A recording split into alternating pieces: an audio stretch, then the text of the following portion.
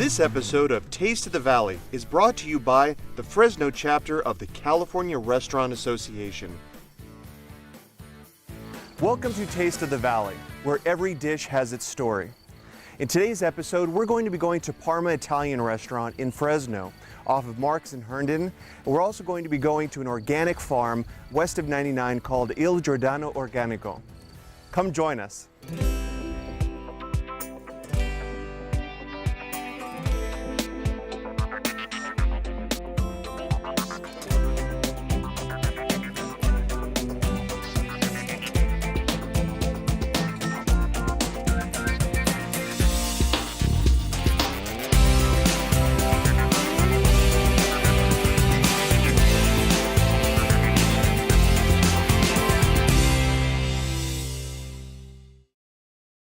So we're here with Lou Pascal, and we're over at Al Giordino Farms. Where are Al Giordino Farms?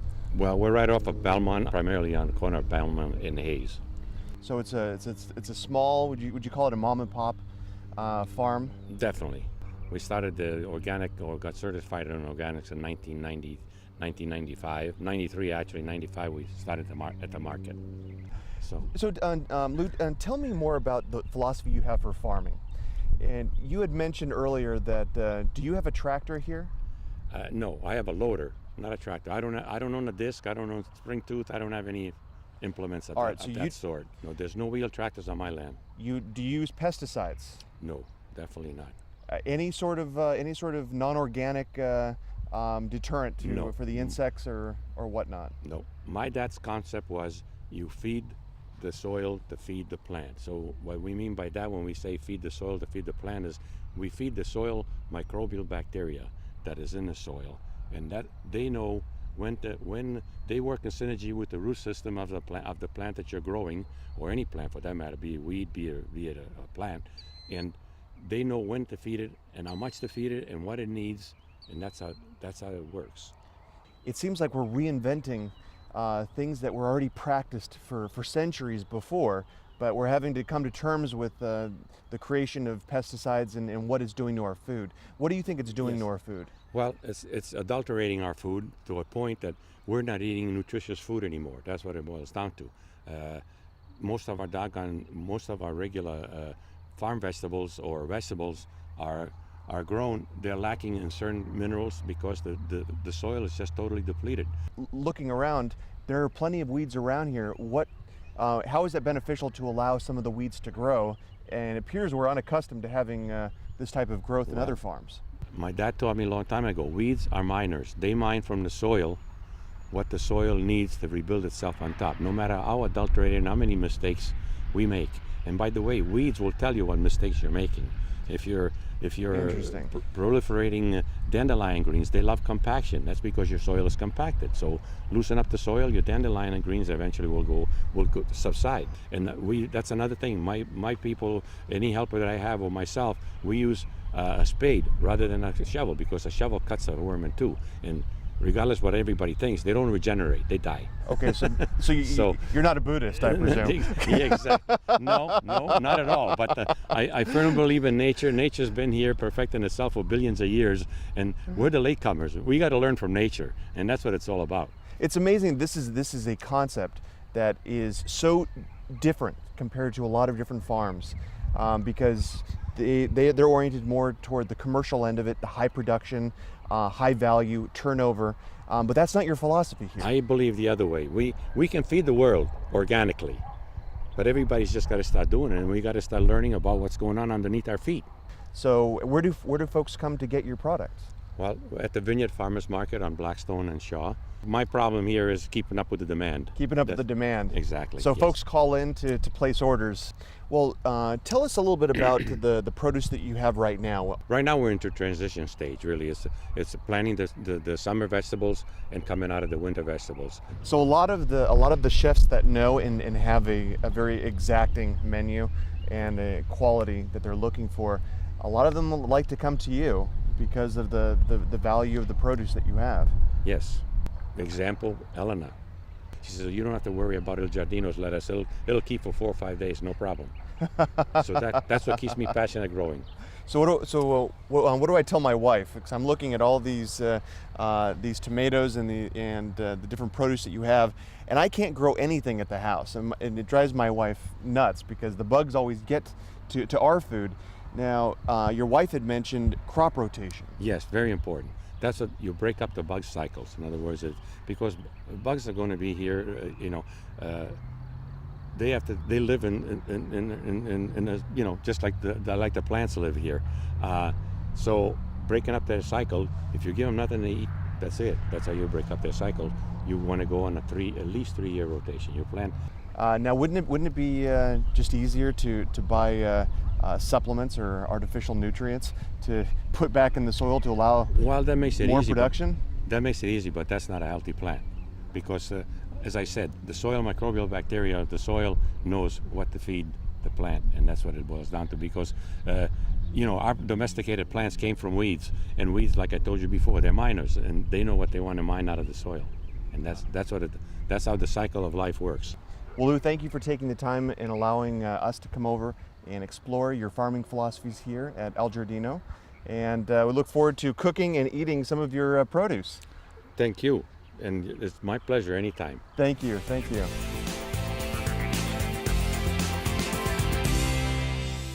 Today, we're going to have some fantastic Italian food at Parma.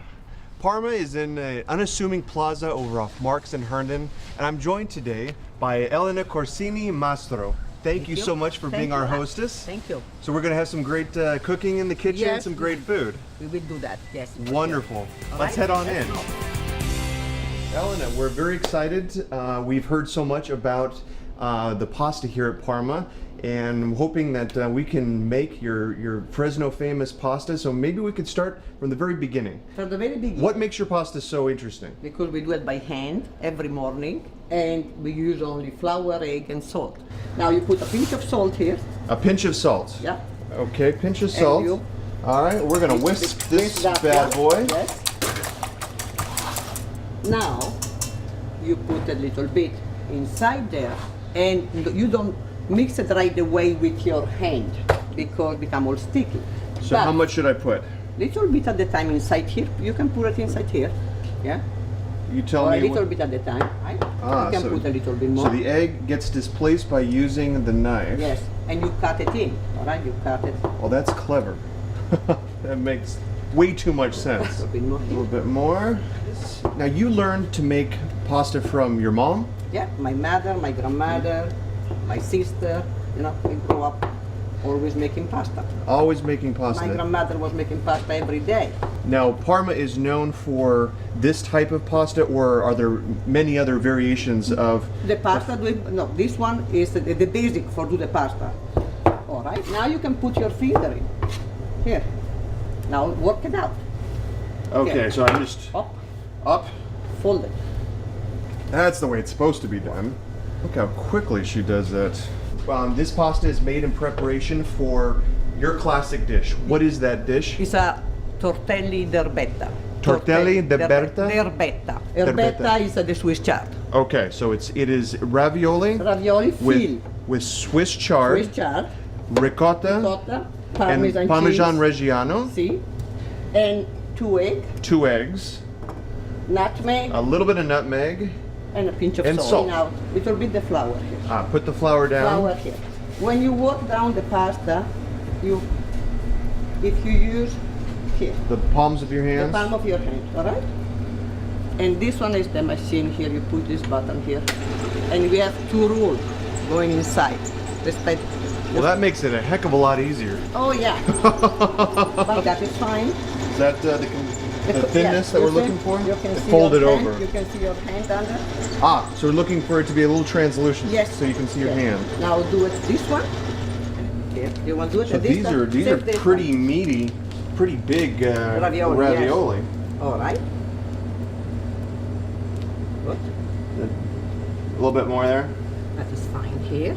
So what we have here is tortelli, depending on the region, ravioli, tortelloni, and inside we have a mixture of Swiss chard, Reggiano, and ricotta, so that it is perfectly sized. right? And we pull that apart. Yes.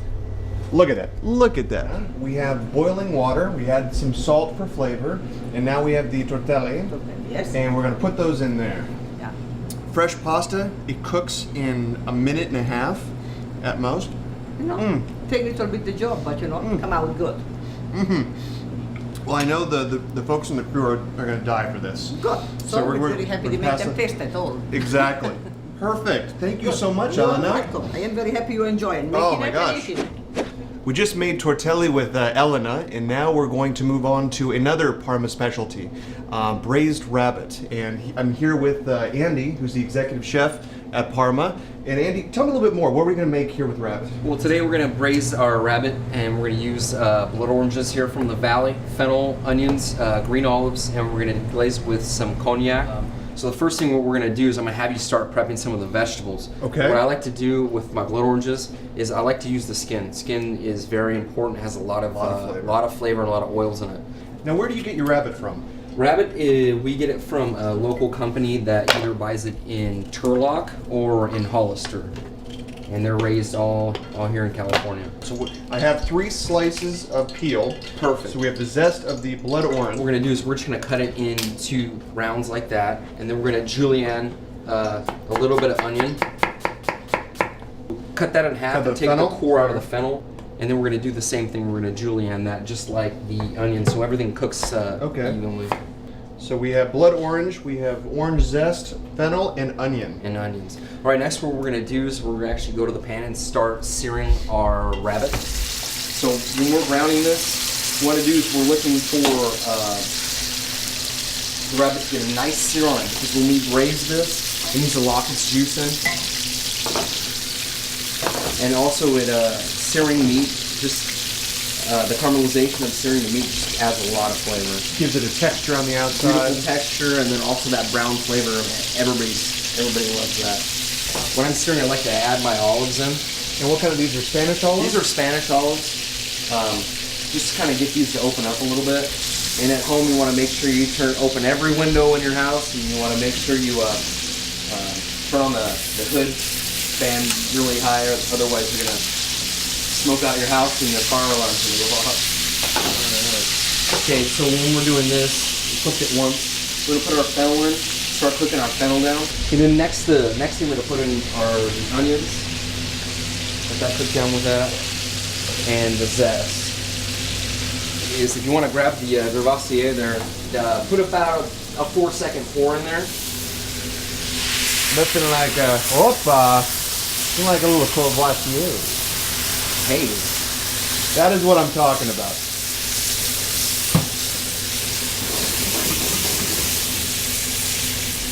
so at that point what we'll do is we'll add, usually I'll add a little more white wine to that. All right. So we're gonna put this in the oven.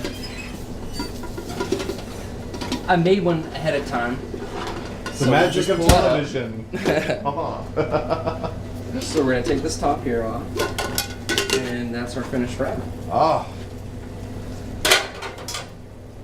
So good. That smells good. So this must be a bang-up dish for the restaurant. No, Is it this does. ordered quite a bit? You know what? People that are adventurous and want to try rabbit, or those people that always come in and order the rabbit, I mean, it's worth a try. It's just like chicken. It's nothing scary about it. Tastes better than chicken. Much better than Definitely. chicken. All right. Congratulations. This is fantastic. Thank you. To fantastic food that we've prepared together, and we're drinking some. What's the name of this one? Lambrusco. Lambrusco. Come from Parma. Is it like an Italian champagne, but from Parma? We cannot call champagne because the French people, you know how. No, we cannot. So it's a Lambrusco. It's a light wine, and it's a happy wine because it's a sparkling, so sweet too. All right. Well, in the tradition of the Greeks, we always look each other in the eye Right. when we toast. Stigniasas. All right. Very fruity. I like it. So let me serve you, if I may. We'll start off with your tortelli with chard and ricotta and Parmigiano Reggiano, which naturally brings us to the point. How did you come up with this recipe? Where did it come from? This one is recipe come from Parma, where I come from. And if you go in Parma, in any family, they do this one. And in any little restaurant or big restaurant or famous restaurant, the first plate is tortelli d'erbetta. Always tortelli. Always tortelli d'erbetta. That could be pumpkin after, but tortelli, you find it in any restaurant. So you grew up in the city of Parma or in the suburbs of No, Parma? I was born near the big lake, but I moved to Parma, and Parma is in my heart. It's my city. And Parma, of course, is in northern. North Italy is Italy. 45 minutes out of Milano and 2 hours north of Florence. It's similar to the San Joaquin Valley, but it's smaller, so everything grows there. Same here. So it's a production it's a area. production area. Well, I definitely want to hear more about this, but we have to at least have a bite. Oh, It's yes, killing we me. need We to have eat. to eat a We little need bit to right eat. now. Sure. So.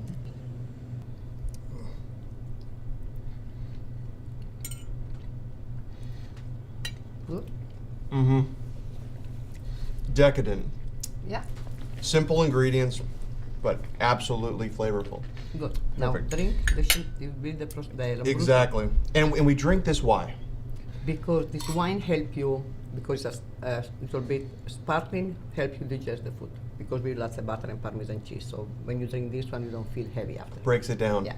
Okay, so you grew up in Parma, and you were trained as a teacher, Yeah. moved into training, and then opened up a spa. Yes.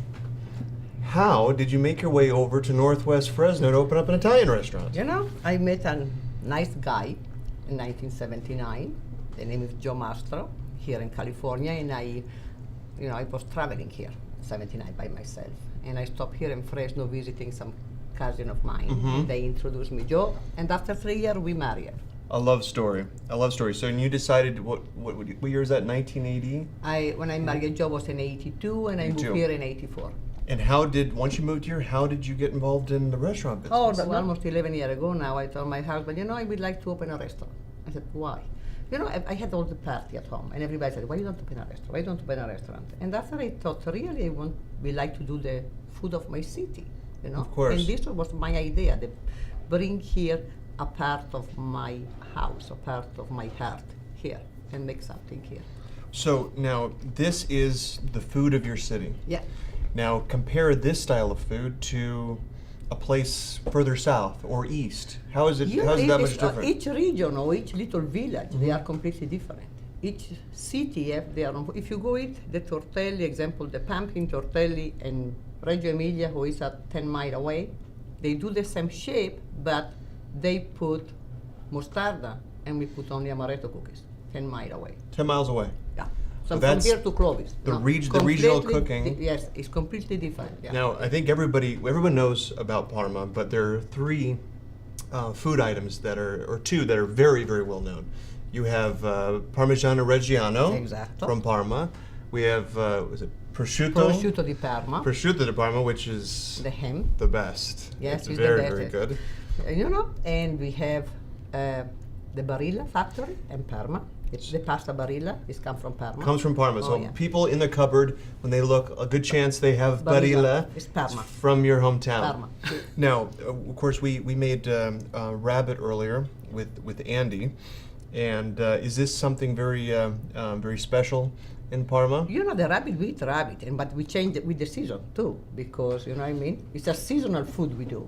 It's we don't do all the time the same food. Example, this we use the olive, the fennel, because it's a veggie from the winter time. The orange, they are winter, so they give a flavor. And the springtime we do it with the oregano, with the sage, with the white wine. And the summer we'll do it with the tomatoes, fresh tomatoes, and different flavor. See, it's something very unusual. I think for restaurants that are very popular is maintaining a seasonal menu. Yeah, but you don't have any problem here in California, especially here in Fresno. Exactly. I mean, Everything grows We here. produce so much, and it's of such great quality. Yeah. But if you go to restaurants, a lot of times it's the same menu regardless of the time of year. Because some people, they like to buy frozen food, and it's easy and less expensive. But here in California, here, especially here, you can to be creative any day with something different, because everything grows in Fresno. Fruit, peaches, nectarine, you name it, you can find it. So, and you can use it. Well, I am dying to have Please. some of that rabbit. Here we are. Only a some- little piece for me. Well, the amazing part about this is that the rabbit just falls right off the bone, and the blood orange and the olives, Nothing. so much contrast. Because it's the bittersweet of the orange, and the orange too cut down a little bit. Citrus. The fennel, the orange. The orange does it. Absolutely fantastic. Good. Well, Elena, this has been an amazing experience. Thank you for And- coming, and you learned to do pasta today. So? Exactly. And it was a pleasure to teach you. How do you say to your health in Italian? Cin cin salute. Cing cing salute. Salute. Salute. a te. Thank you for watching Taste of the Valley. My name is Andreas Borges, and remember, every dish has its story.